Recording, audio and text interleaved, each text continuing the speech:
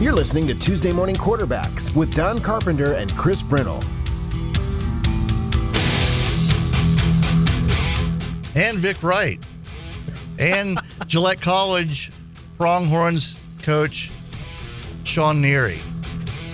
Got a full house. Welcome back. News Talk 1270 KIML. It's 9:07. First off, Coach, congratulations on making the national tournament. Thank you. Appreciate it. Yeah, it was an exciting weekend. I got to run the board for the games. Saturday night, not as much, but that Friday night game was exciting. Yeah, that was a fun one. I thought. Yeah, to get to that, it's always exciting to get to that point where the game means so much, and you got a national tournament bid basically on the line. It's just fun to compete at that level. And how big was it for you, the fact it was against NJC, the school you lost to the year before? Yeah, I think as we started getting closer to the tournament, I think that's the matchup we wanted, Obviously that we had lost to them at their place in overtime last year in the Region 9 championship.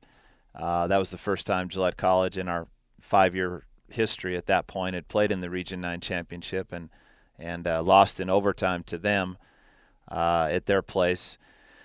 So, you see that they end up number 1 in the South, and that was kind of the game that I think we kind of all wanted to play, and it was a great game. Two teams that just competed really hard against each other and went after each other, and kind of just what you would expect in a tournament semifinal with a berth to the national tournament on the line. So, that was a great night for us, and so we're very pleased. It was tough on Saturday. Of course, Lorenzo Bonham in the second half of that game on Friday got injured. You're one of your best players, we should say. Of course, he's already committed. He's already signed to go play for Southern Miss next year. So one of the Division I prospects on the squad got injured. I think he probably played maybe 5 minutes of the game, if that much, on Saturday. Brandon Jones, I thought he did a pretty good job stepping in for him starting out, but you went on a 9-0 run. What happened after that? It was a 7-2 run for Northwest. I remember it was 11-7, and then I was like, oh, boy, here we go. What kind of happened in that? That's when they started shooting threes, I guess. Yeah, it was we lost to them 3 times. I can't remember in the history of my coaching I've ever lost to a team 3 times in 1 year. We just – whether it's a matchup issue with them or whether they just play great against us or we play bad or a combination of all those things, I got no answers. We every time we played them, we tried something different and it didn't work. So well, and just as an observer, it didn't seem like you were playing bad basketball. It's just they were just lights out all night. Yeah, they really shot it well, and they've shot it well all year. I mean, they're 30-4. They've got a really good team, so we're not the only people they did it to. But it sure felt like every time we played them, we just couldn't match up with them. We couldn't guard them. So I give credit to them. And I was joking with a couple of our supporters the other day that hopefully next time we're in a Region 9 championship, we're not on somebody's home court. I'd like to either be at home or play somebody neutral. Yeah. We're 0 for 2. Well, I will say if you have to face these guys again, it might be in a neutral court. I mean, you're on opposite sides of the bracket, so if you see them again this year, it's going to be in the national championship game. Yes, and that would be well worth it. Now, I think hopefully I don't remember if Boucher is a freshman or if he's a sophomore. Sophomore. So he'll be gone. Boucher, 22.8 points a game. William Deslin, 20.8 points a game. Those two were just amazing for Northwest College. They had a great year all year. And I thought it was unusual that they had two starters from Quebec, Canada. Well, I mean, is there a big basketball scene in Quebec? We brought in one. Didn't you bring in Stephen Dahomunzo from Quebec? Yeah, and kind of a long story, but Yeah, they have in Eastern Canada, I think basketball is becoming very good. I think it started in the Toronto area and then has expanded. But yeah, there is some good basketball in Eastern Canada, and obviously those 3 kids that you just mentioned, Sheridan College had a kid from the same program. So all 4 of those kids are from the same program, we were disappointed that we didn't get those kids when they transferred from New Mexico Junior College, because we had one kid from their program, and we were talking to the program director about if those kids leave New Mexico Junior College, we want them. And somehow they ended up at Northwest College, and obviously me and the coach in Quebec had some words about that. So I don't think I'm getting any more dudes from that program.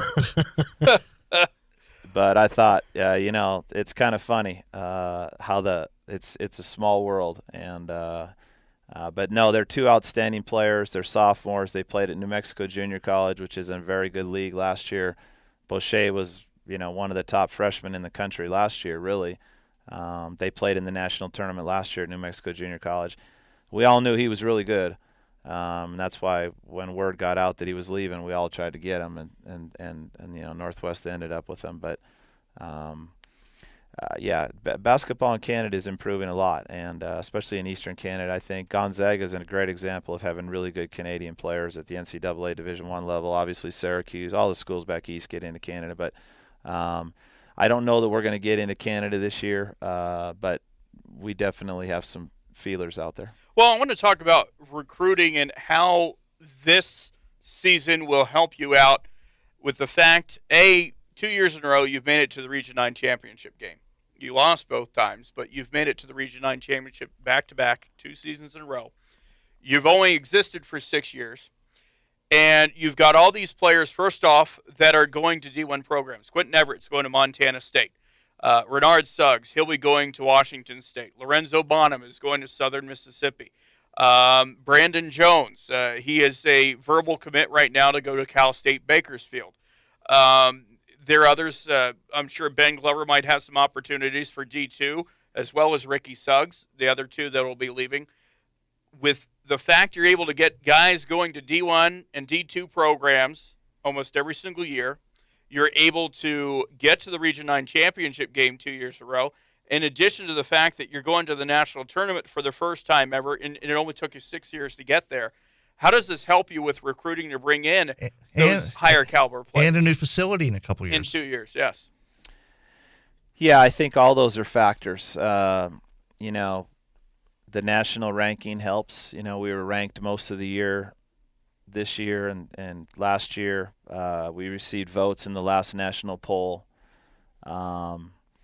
Making the national tournament is a big deal. Every Division I college in the country will be there on Monday to watch every game, so that is a big deal. But yeah, I think the recruiting, all this stuff helps. It certainly doesn't hurt, but it's still working the phones and getting out and beating the pavement, and finding kids that still are going to fit your program and fit Gillette College and what we're trying to do. So on the one hand, that stuff helps, but on the other hand, I don't think it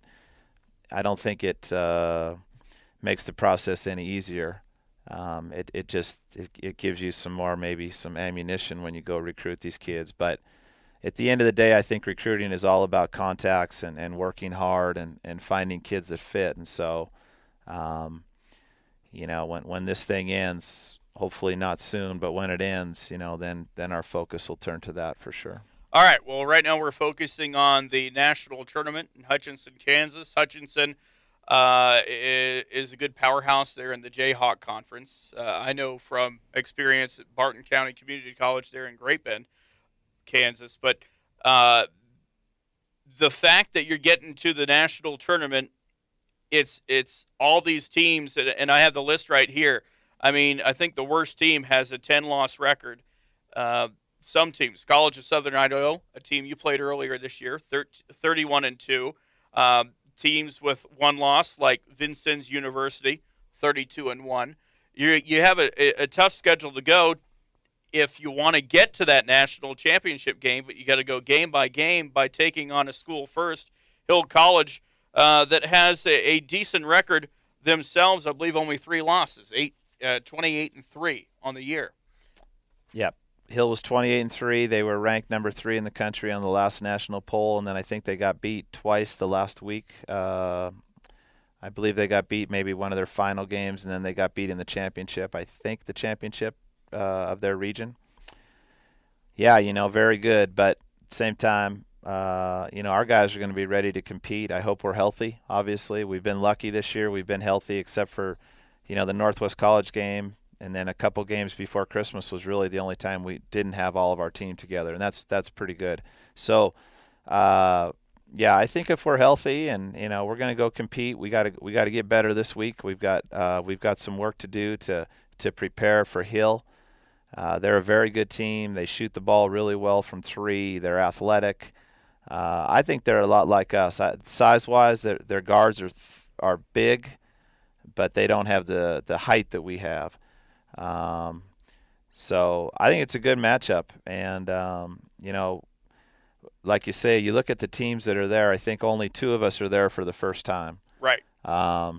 So, we're kind of the rookies in the group. And I've been calling a bunch of my friends that coach that have been to the national tournament. And I've been trying to glean some advice from them because I've never been there and I don't want to go in with with just this with a look. I want to go in prepared to win games, and so I've been trying to talk to some coaches that have been there that I respect and just trying to get their approach to it and how they handled their teams and all the stuff that goes with it. I think that's important. It's kind of funny. You look at those teams. Some of those teams have been in the national tournament 30 times. Yeah, 23 talking times. about Vincennes University, they have a record 30th trip this year. College of Southern Idaho 23 times, 18 times for Hutchinson. Of course, they're the host school. 11 times Indian Hills. They're teams that also have been around for a while. I was looking at Vincennes University Junior College's website. They have been around since the mid-'60s. I think that's the first time they won their championship was in 1965. This is why I come back to the fact of how it's pretty impressive. You've only existed for 6 years. You're in a good division. You're in a good region. Region 9, they've got some good teams. You're going into the national tournament, and you're talking about the other school. I was looking at the other school that is going in for the first time. They're a team from Georgia, and if I was doing research correctly, I think it's their first time in 3 years. They've only existed for 3. Yeah, it's Holmes Community College from Goodman, Mississippi. Okay, I believe we're looking at a different one. Oh, south. It's close. Yeah. But nonetheless, with the capability of getting in there, how do you feel after 19 years? This is your 19th season as a coach. After coaching for Miles, I think 14 years. So, 14 years at Miles Community College. You come to a program, Gillette College, where you've said it before, a good support system with the booster club and being able to get to this point. How does it make you feel after all these years to get to this spot in your career? Well, I'm nervous because we got to play Hill College. I know that. I think there'll be a time when we look back and say, that was cool. But it just keeps going. But it's hard to get to the national tournament. There's some coaches that are in the JUCO Hall of Fame that have never been to the national tournament. It's not that easy. So I'm thankful for this opportunity. I tried to tell our guys that before the tournament that we have a chance to do something special. And it's not often in your life where you have a chance to really do something for the first time or make a positive impact. This should be a big deal for Gillette College and really for the community of Gillette. I mean, this is a special deal. I hope it becomes a habit for us. I hope you guys are criticizing me because we don't make the national tournament because we've made it so much. But it's a good deal and it's special. And having been in it now 19 years, I respect it, and I feel very humbled and honored that we get to go and represent. But at the same time, we're going down there to win, and we're not going in there with we belong, and we're going to go in and try to compete and get after it. So But yeah, there'll be a time where we look back and with the new facility coming in and I think Gillette College, we're just going to continue to grow. We're going to add new programs. We're going to hopefully continue to make our basketball program strong. And the new facility is going to be great. I think we're close to getting new dorms as well. And, all those things to keep building Gillette College. We have, 4 buildings on campus, 5 buildings on campus. So we need to keep building this thing, but you're right. Gillette College, we got a great situation here. Our administration is very supportive. The school is very supportive of us trying to put together a very good product on the floor. The community with the booster clubs have been very good. So we got something special here, and I want to keep building it. Now, you were talking earlier about preparation, and I'm always curious how coaches go into a tournament because you have Hill College, but how do you ever look ahead at the teams you might play later on in the bracket since you only have a allotted amount of time? Or how do you approach that? You just go, hey, it's Hill College. I'll worry about that after the fact. Yeah, I hope that what we'll try to do is we'll try to get some video on our next opponent, and we know that if we win, we play Mineral Area College from Missouri. So we'll try to get some video on them beforehand, and we'll try to have that ready. We won't look at it. But we'll definitely try to be ready so that if we win, we can go right to it right after the game. That would be our approach. Obviously, at higher levels where there's more full-time assistant coaches, they're able to say, okay, Coach A, you've got this game. Coach B, you've got this game. And but for us, we'll be ready for Mineral if we win. Because we do want to have some preparation ahead of time. We don't want to be there scrambling for video and information. So we'll do a little bit. But you're right. The focus will be on us. And then as we get closer to the game, we'll start looking and maybe if there's some things that we have to do in our system to adjust to Hill, we'll try to do that. And then we just got to rely on what we do, and that's a big deal for us. But the one thing about Hill that we know is that they really shoot the ball well, from 3 especially. And we haven't guarded the 3 very well this year. I think when you look at our stats, we've had trouble guarding teams that shoot the ball well from 3. I don't know why necessarily. So we need to kind of have a plan for that. We need to do a better job of guarding the 3 against Hill, or else, we're not going to be in a position to win. So we may need to make some adjustments defensively. We need to look at them a little bit and see what they're doing and see what we need to do to adjust to that. Offensively, we've got talent. We've been pretty good offensively for the most part, so we'll just keep doing what we do there.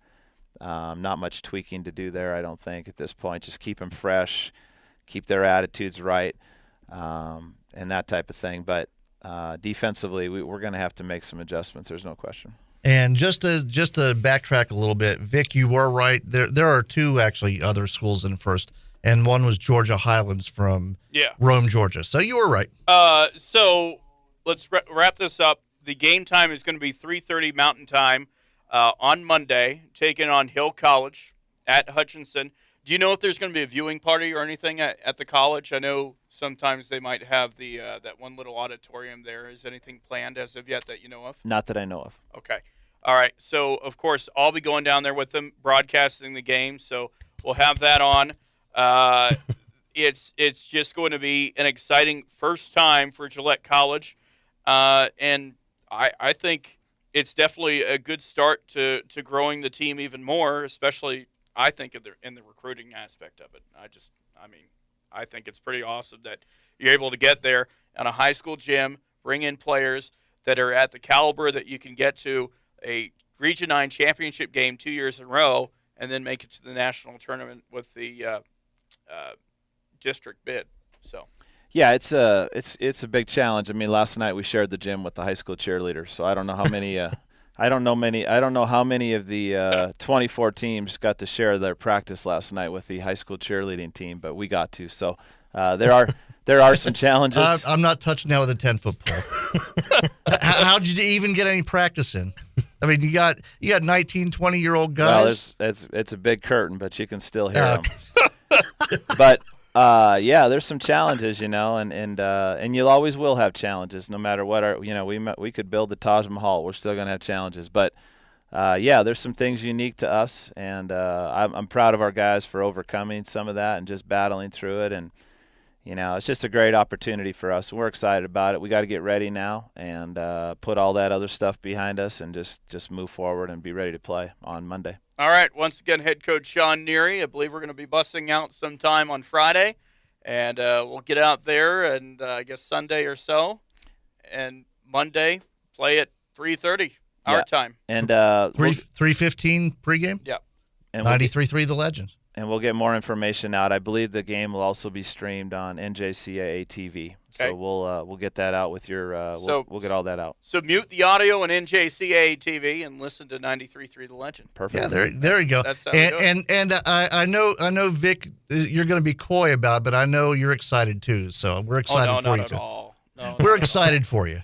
Oh, I'm pumped. I mean, I'm thankful that Don's letting me go. Of course, Don Clounce, our general manager, and thanks to the Booster Club for helping us out, get me down there as well. So we wouldn't be able to do it without a lot the of Booster fun. Club. So Okay, well, thanks a lot, Coach Neary. Best of luck in Kansas, and hopefully we'll talk to you in a couple weeks and have some really good news. Yeah. Thanks, guys. Appreciate it. Okay, we're going to be we'll take a break. We'll come back. I think we have Coach Winkler waiting out in the hall. We'll be back in just a few minutes. News Talk 1270, KIML.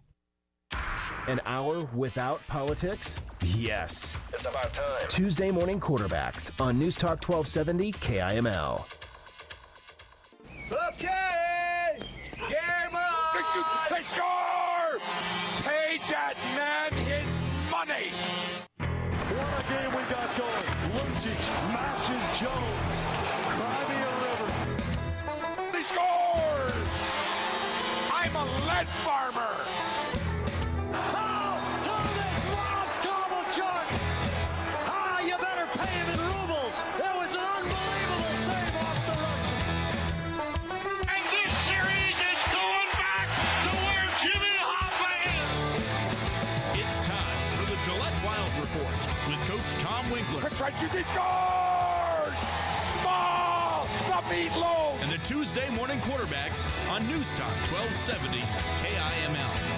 He scores! Summertime is coming to Philadelphia! summertime's coming to Gillette. What is this, like high of 62 degrees today? Oh, I love it. Holy cow. Fantastic. I Awesome. love it. We're all tanning after this, aren't we? We're still on for that? I need a tan. I wore shorts yesterday because it was laundry day. I had to do laundry. My legs are so pale, I almost blinded myself. I got some wine coolers, too, if you got interested. Do you, Kind of looking around the room. You Yeah. boys do need some sun. serious question, though. Do you put a lot of suntan lotion on your bald head? I mean, The first time does it peel, or I mean, what happened? Oh no! The first time I ever got sunburn on my head, I was living in Florida. I just moved down there, and I didn't really think about it because I had just started shaving my head maybe 2 or 3 months before that. My entire head was blisters. I was outside all day, and my entire head was blistered. It was bad. It was really bad. So after that, yeah, I have to put suntan lotion on my head. Don't forget your ears. Oh yeah. See, you wouldn't get this kind of stuff anywhere else. This is great radio right here. Yeah. I've heard this half an hour as the highest ratings of the week, so there's got to be a reason why. It's the best part of the week. It's not my charming personality. All right, well, tough end to the year for you there, Coach. Yeah, it was. It still stings a little bit. Not gonna lie to you. It, we kind of handed them the first game on Wednesday because our special teams abandoned us, but we battled back on Friday. Played a heck of a game on Friday and forced it to the deciding game, and played a heck of a game on Saturday and didn't get the result we wanted. We got up on them and. they had about a 6 or 7 minute span in the second period where they kind of took over, and third period we pressed and pressed and pressed and couldn't get the equalizer, and then gave up a late empty netter, and tough deal. It just the kids played great. It obviously was a unbelievable hockey team. We had a great year, and none of that really sinks in right away. It's going to take a little while for all of us, but certainly can't say they didn't leave it on the ice. Well, that's a good thing. Let's start off we'll just go game by game. So Friday night, a bunch of us from the station were at the game, and it looked like in the first period you had things at hand. I mean, they played very well during the first period. And in the first intermission, it was a little, and I know this probably has nothing to do with it, but there was a little bit of a delay getting the game started back up again.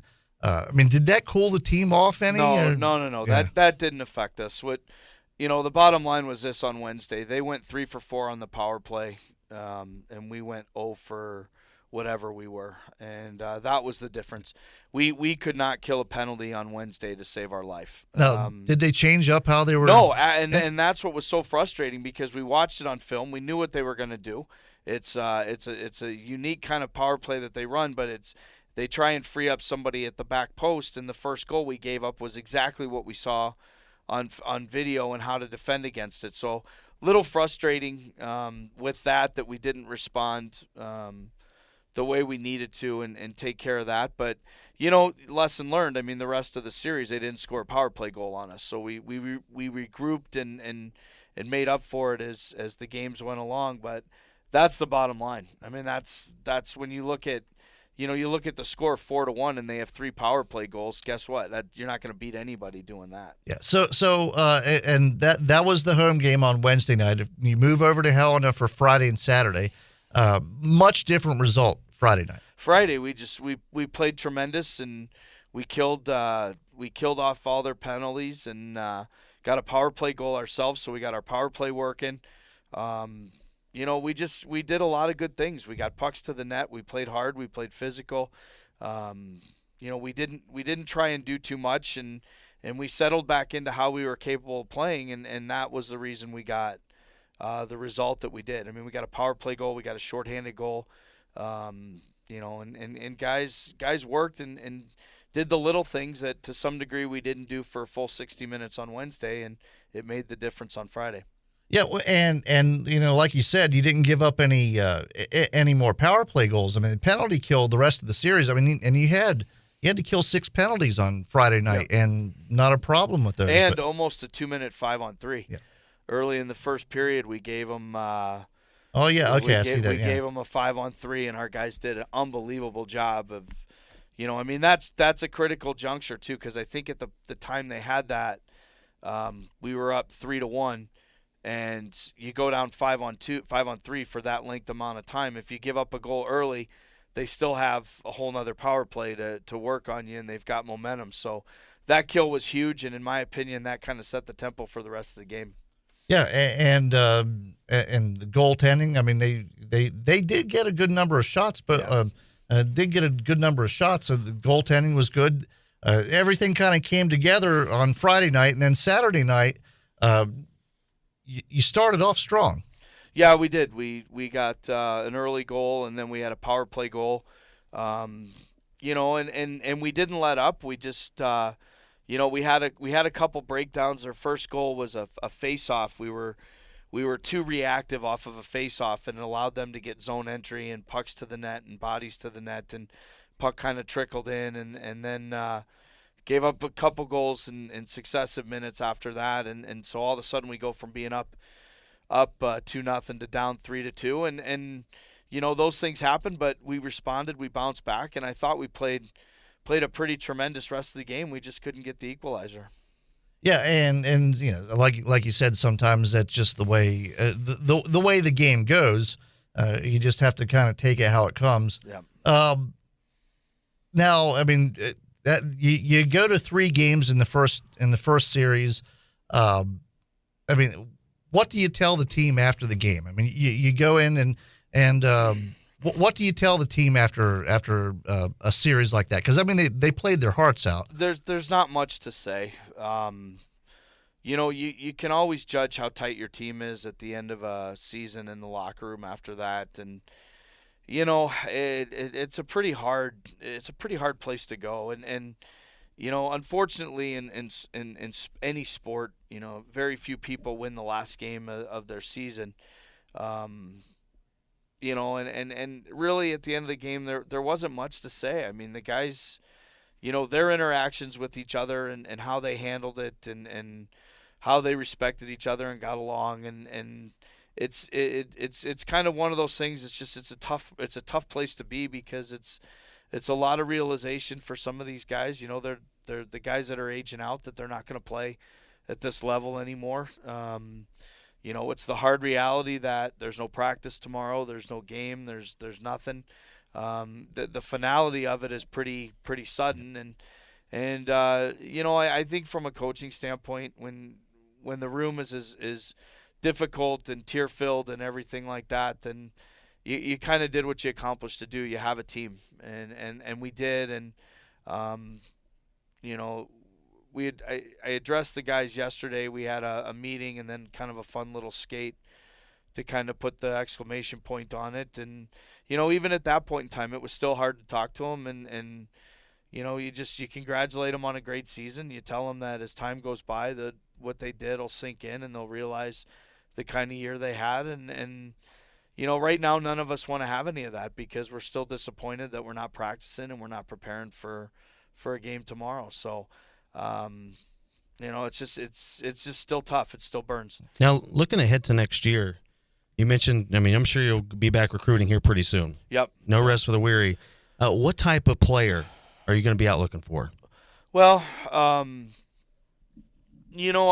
think it's interesting how my theories and philosophies goes with this, because you have to overachieve recruiting wise. You have to go after kids that there's probably a better than 60 to 70% chance you're not going to get, because they're either going to play higher levels of juniors or they're going to go to school, and then you have to go out and find guys that are going to fit into what your team tries to do, and how you coach and how you play and how you want to play. And then you got to look and see what you are losing and what you are missing, and how you're going to replace the guys that do age out and brought so much to the table. So a lot goes into it. You got to look at it by position. You got to look at it by skill level, and just there's so many factors that go into what you're looking for. And I think the statement of sometimes you're not always looking for the best players, you're looking for the right players. I think that really comes in true when you're recruiting, and especially at this level. And I think 2 years ago we had a really good team, but our mission going into this season was, we needed to upgrade character, we needed to upgrade depth, we needed to upgrade impact guys. And I think if you look at what we brought in, we did that. And so now it's, now that we've gotten a taste of the new league and what the new league is about and where everybody's at, that, the bar is raised as far as the type of player that we need to bring in.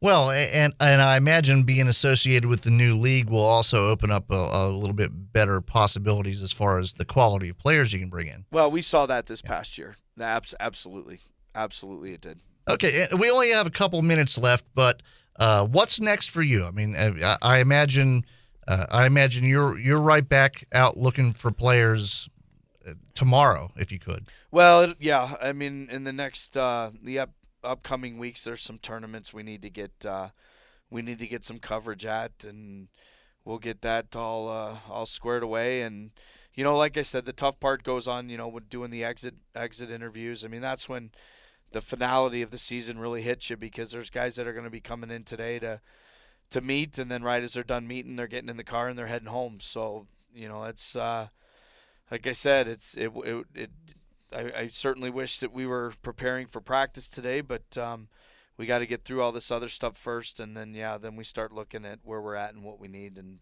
go from there. I know it's way too early, but any big plans for next year? You know what? It's every year it's the same. You know, one of the things that bothers me about this is that we really do have the greatest fans in this league, and to give them one playoff game at home to me is what really bothers me, because I think they deserved more. So obviously, you know, the goal is every year the goal is to get in the playoffs, and next year it's to have home ice and build on what we did this year. Well, I have a feeling there'll be some exciting stuff going on next year. So yep. I want to thank you, Coach. Thank you, Vic. Thank you, Chris. We got to get out of here. I'll see you guys tomorrow morning, 6 o'clock sharp. Stay tuned for Rush. Listen every Tuesday morning at 9 for the Tuesday Morning Quarterbacks on the Don Carpenter Show. News Talk 1270 KIML. KIML. KIML.